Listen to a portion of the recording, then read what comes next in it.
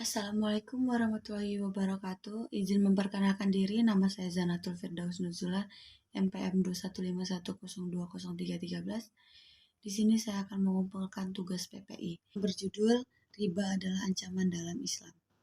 Hadirin yang dirahmati Allah, pertama-tama marilah kita panjatkan puji serta syukur kita kepada Allah Subhanahu wa taala yang telah memberikan kita nikmat iman, Islam serta kesehatan yang tidak terhingga.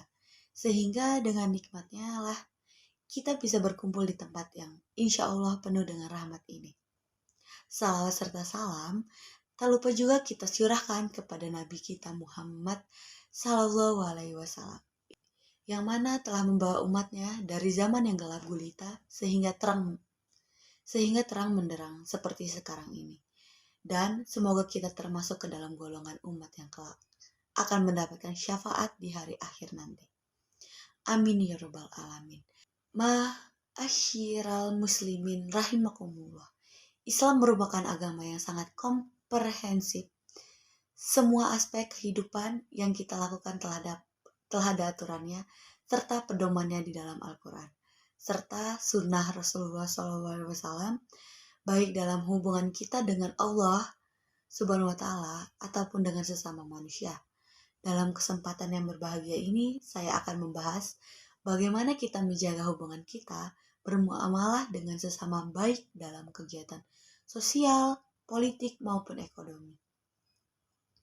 Untuk lebih spesifiknya dalam membahas transaksi dalam Islam, kita harus tahu aturan-aturannya, serta pedoman-pedoman bagaimana Islam mengatur semua transaksi yang kita lakukan berdasarkan syariat dengan menjauhi larangannya, seperti transaksi yang mengandung riba di dalamnya.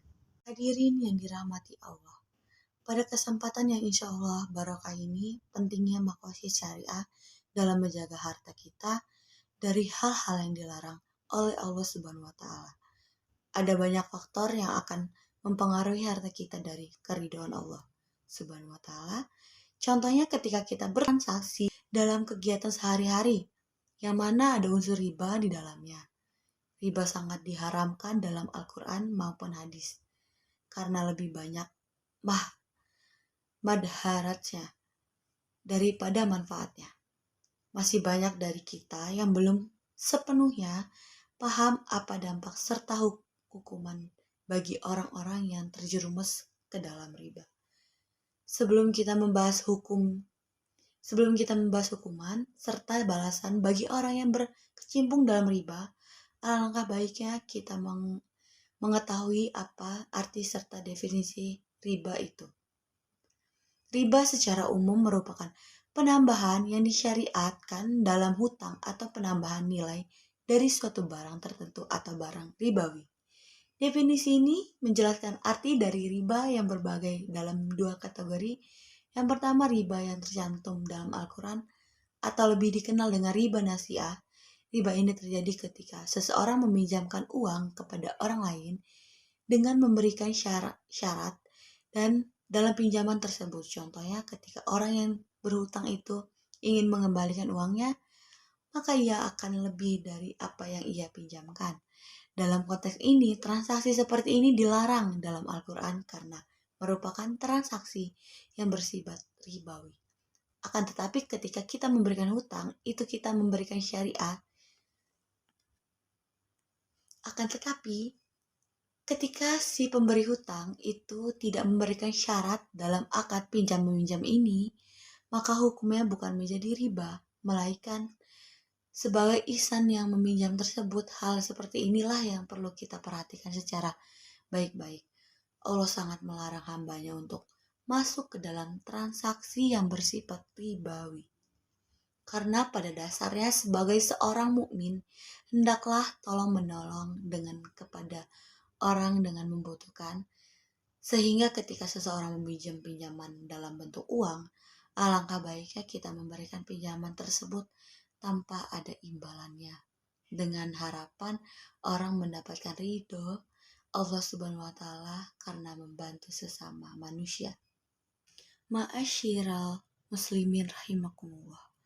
Allah Subhanahu wa Ta'ala menjelaskan dalam Al-Quran ancaman bagi orang-orang yang terjerumus ke dalam riba.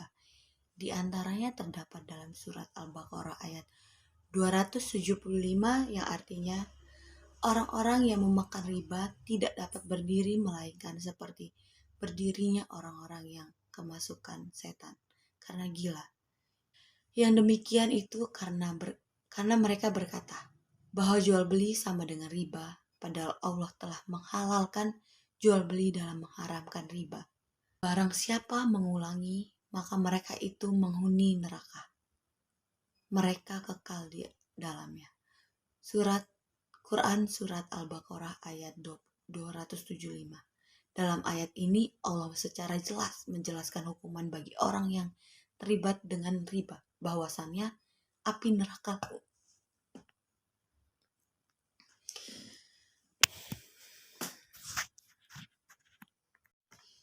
Dalam ayat ini Allah secara jelas menjelaskan hukumannya bagi orang yang terlibat ke dalam riba, bahwasannya api nerakalah balasan bagi orang-orang yang kembali ke jalan riba, yang mana akan kekal di dalamnya. Ketika kita tahu bahwa banyak ayat-ayat Al-Quran yang sangat jelas menerangkan hukuman serta balasan bagi orang-orang yang terjerumus ke dalam riba. Ini merupakan sindiran secara ancaman yang sangat nyata terhadap pelaku riba. Yang kedua, dalam konteksnya, riba dengan jual beli atau al-bay merupakan dua transaksi yang berbeda, tetapi ketika melihat secara sekilas agak terlihat sama.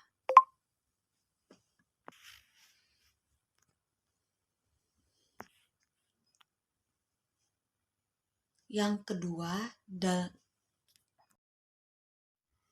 kedua, dalam konteksnya riba dengan jual beli atau al-bay merupakan dua transaksi yang sangat berbeda.